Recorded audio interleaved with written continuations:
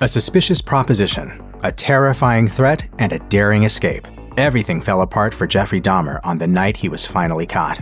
Jeffrey Dahmer is a well-known name to anyone familiar with the deadliest serial killers. Before he was handed down a life sentence for the murders of 17 victims in 1992, Dahmer spent years hunting and killing young men, mostly in the Milwaukee area. From the late 70s until the early 90s, he was a ruthless killer who kidnapped, lured, drugged, and tortured victims that he invited back to his apartment. Dahmer committed his first murder in 1978, just after graduating from high school. On a drive to get rid of the body, he was pulled over by the police in Ohio to perform a sobriety test, all while having the body of his first victim in the car. Thankfully, in 1991, Jeffrey Dahmer's butchery came to an end. The notorious killer approached 3 men in a Milwaukee bar on July 22, 1991, offering each one $100, drinks, and a movie to come home with him to pose naked for photographs. One man, 32-year-old Tracy Edwards, took Dahmer up on the offer. Arriving at Dahmer's apartment, Edwards became suspicious, not least of which was because of the horrid smell.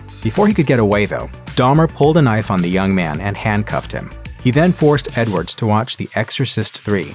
Edwards later told authorities that Dahmer put his head on his chest while they watched the movie, and while listening to his heartbeat, told Edwards that he would eat the young man's heart out. Edwards reported that Dahmer made him look in his refrigerator, where he saw a human head. From his filing cabinet, Dahmer retrieved a hand. I was dead set on going with this compulsion. It was the only thing that gave me any satisfaction.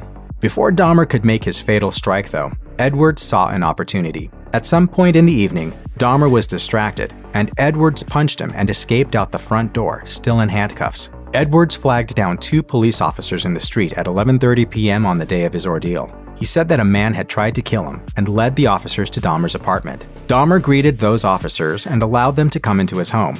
On the lookout for material evidence, one of the officers searched Dahmer's bedside table for the key to Edwards' handcuffs.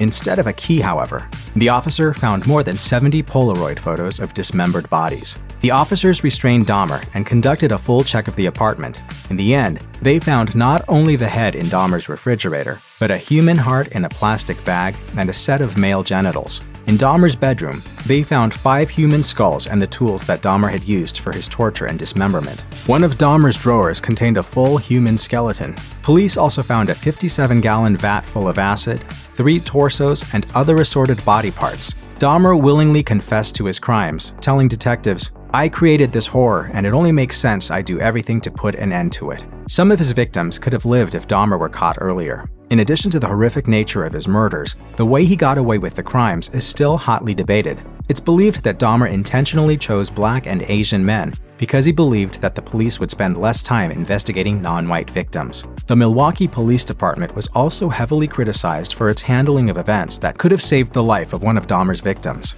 In a show of the department's negligence, just months before Tracy Edwards escaped, a young boy had also found a way out of Dahmer's apartment. 2 young women tried to make a report to the police about a naked boy running down the street. Unfortunately, when the cops found him, they returned him to Dahmer's apartment. Police wrote off the incident as a domestic disturbance. The boy was 14-year-old Konorak Sinthasimphone, who was later killed by Dahmer and discovered as one of the many corpses in the apartment. Before that, Dahmer had spent 10 months in prison for the assault of Sinthatsimphone's brother.